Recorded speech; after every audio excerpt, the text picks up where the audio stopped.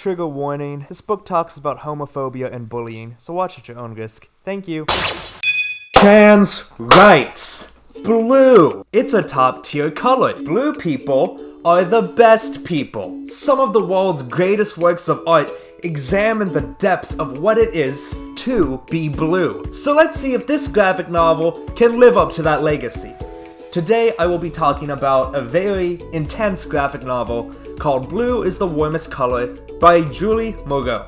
I haven't read it yet, but from the start I am not so sure this is going to be the happiest book in the world. I haven't seen the movie yet, but since it has an NC-17 rating, and since it's an LGBTQ plus book, I only wonder what lies ahead of me. But we're gonna find out together.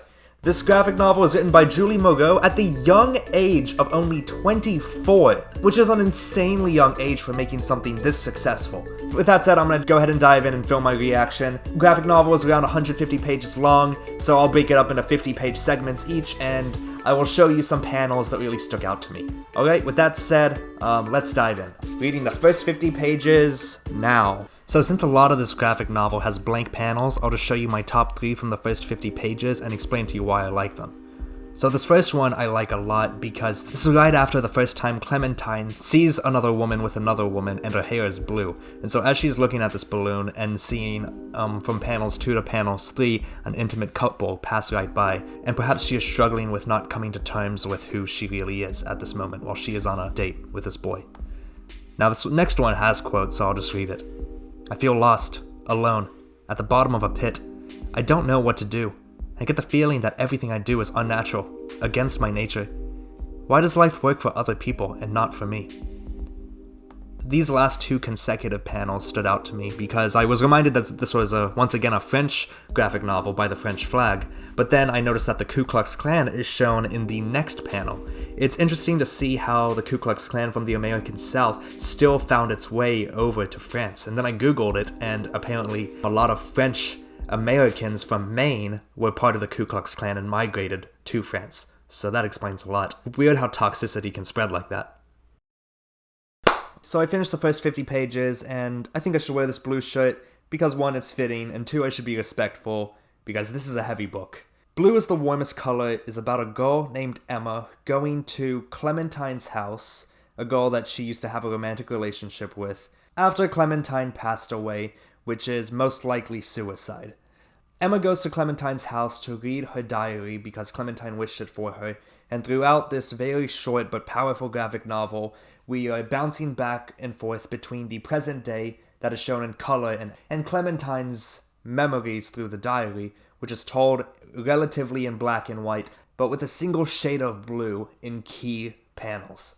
Already in the first 50 pages, a lot can be said, but at the same time, it is such a breeze to go by. A lot of these panels are blank, but they are intentional. So much is said through the silent panels here. I'll talk about this more in my full review, but I'm really liking this. I'm really loving this. I'm surprised how something this short can turn into a worldwide bestseller, and that can turn into a very well-received movie that's 3 hours and 7 minutes long. There's so much passion into each panel. I do feel like every single one has a particular meaning, or is serving a very clear purpose. I'm gonna finish this. I'm gonna read the second 50 pages now. Alright, second 50 pages, let's go. So I'll show you my favorite panels from the second act of this graphic novel. Here's the first panel. This is the first moment where Clementine is really starting to embrace herself and someone is out there supporting her, and you can see that a shade of blue is coming in. And I just find this really beautiful because she tried to fake a smile in the beginning, which seemed terribly unconvincing, but this is the first time you see a very truly convincing smile. Now this panel I find very interesting because this is when Clementine has lost a lot of hope and feels lost in general. I made sure I included the page number to show you that there is no box around any of this. Feeling lonely and completely lost in a massive world is shown by just this phone and Clementine in a fetal position, without any sort of boundary or foundation in this moment of hopelessness. And then shortly, into my third panel, she recovers from that feeling of loss that's found in the second panel, and you can see this is a silent smile from her with the box inside. Alright, I'm 100 pages in, 2/3 done, and I don't want this to end, or I don't want it to go bad. I'm really invested in all of this. And I did some more research, and I found out that Julie Maroh started writing this when she was only 19 years old, and it took her 5 years. Now I know it can take months and even up to a few years to make long graphic novels, but for it taking 5 years to meticulously write this, it honestly shows. Like I said earlier, I don't feel like there is a single panel that's fluff. Julie Maroh clearly shows how passionate she is about this project, and this product, in my opinion, is near perfection. I haven't even finished it yet. I noticed that the pictures on the cover are of Emma's blue hair, her white skin, and the text is in reddish pink. What up? I'm gonna stop praising it now because I just want to finish it before I give a final review. Yeah, let me just finish this up because I'm eager to finish it. So if I feel like I talk about anything in this third chapter, it can go into spoiler territory, and I don't want to do that. But I'll show you this picture that happened at the end of a very climatic scene with no dialogue. This is just a picture of a door.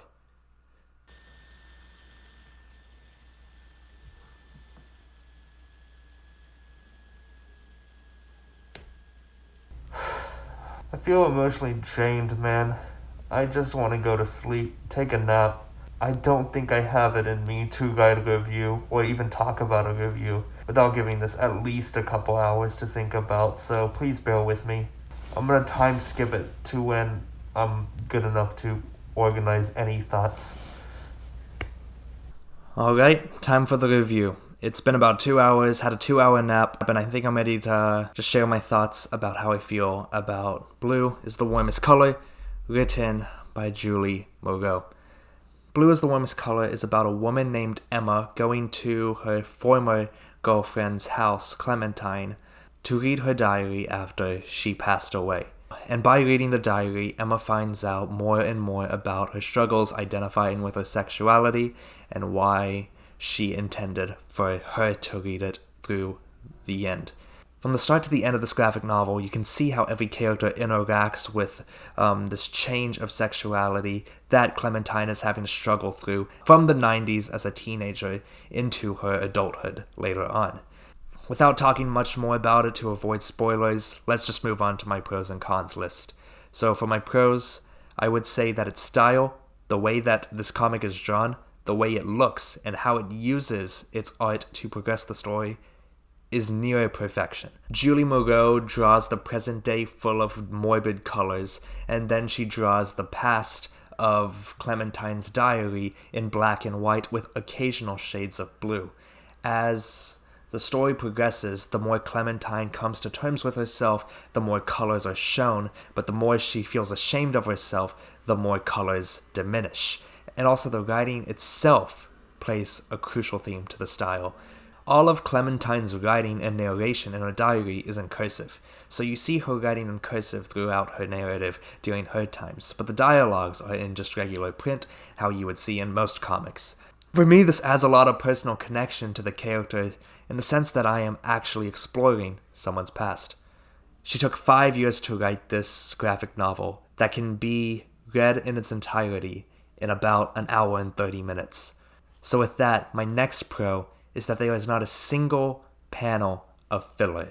There are a lot of panels that don't have dialogue. In fact, I believe the majority of these panels don't have dialogue, but every single one of them has importance. It shows so much power in being completely silent. Some of the most intense stuff can happen when no one says anything, or when someone shrugs a shoulder, or when someone pushes someone, or when someone is sobbing. Every person, every object, every angle at which the panel is displayed. Nothing was really too experimental, but there were some stylistic risks that were not the most conventional, but ultimately paid off in the end. Now, with the writing style aside, let's talk about the content. It is brutal. If I got enough sleep, I probably would be crying right now, since I haven't gotten a lot of sleep, and I feel emotionally drained. After I finished this, I feel like I couldn't do anything for an hour or two, so that's why I had a nap. I feel like it's reassuring to be able to feel like that, to not take your regular life for granted, and also to understand the struggles of the LGBTQ plus community in today's day and age. So the author had a vision, the author had a passion, and the author gave 5 years of her life to drive this passion to the best of her ability, and she absolutely succeeded in it. This is one of the most beautiful, the most passionate the most heartfelt, and the most devastating graphic novels that I've read. And that's pretty much the general wrap of my prose. I'm going to go to the only con, and the only con I have is that it is criminally short. So criminally short.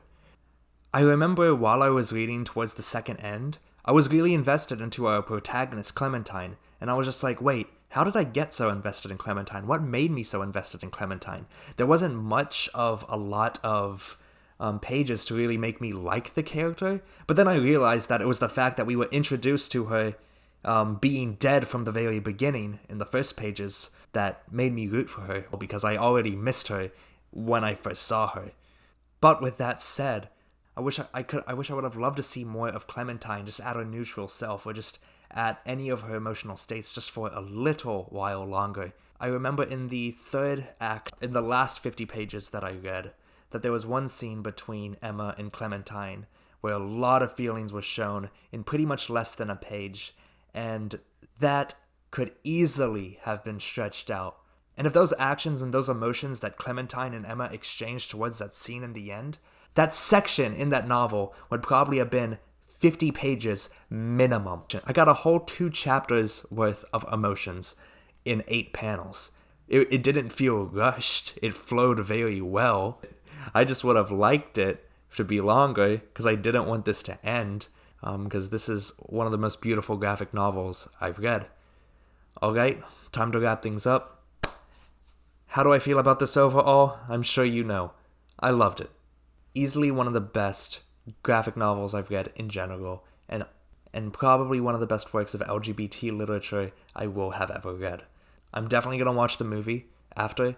It's a 3-hour and 7-minute long movie, so that's one way I can get more of the story out. And who would I recommend it for? Literally anybody. If you like France and are an advocate of the LGBTQ, this might be one of your favorite graphic novels. I'll say that. Yeah, I'll say that. If you like graphic novels, this is definitely up there among one of the bests. I personally can't think of anyone who I wouldn't recommend it to. I can't see any logical reason why anyone wouldn't like it, other than it possibly being too short. But that's about it. If I were to give Blue is the Warmest Color by Julie Maroh a rating, I'd give it an A-. Alright, I'm gonna leave it at that. This was a great addition to the series. I hope to read more LGBTQ plus literature down the road. I think I'm going to take a break for like a day or 2 and just go to nonfiction, but I'll come back with more later. So if you want to like this video and subscribe to my channel, it would help me grow it enough to where I can monetize soon, and I would love to give a portion of my monetization to the Trevor Project, which helps with the struggles of the LGBTQ. I would greatly appreciate it. If you have any requests on any LGBTQ-ish books I should read below, comment below. I would love to read it. I love continuing the series. And if you just want to be updated on these fun videos in general, hit that subscribe button, ring the bell for notifications. Alright guys, this was fun. I'll see you with another video soon. Until then, I'm out. Peace.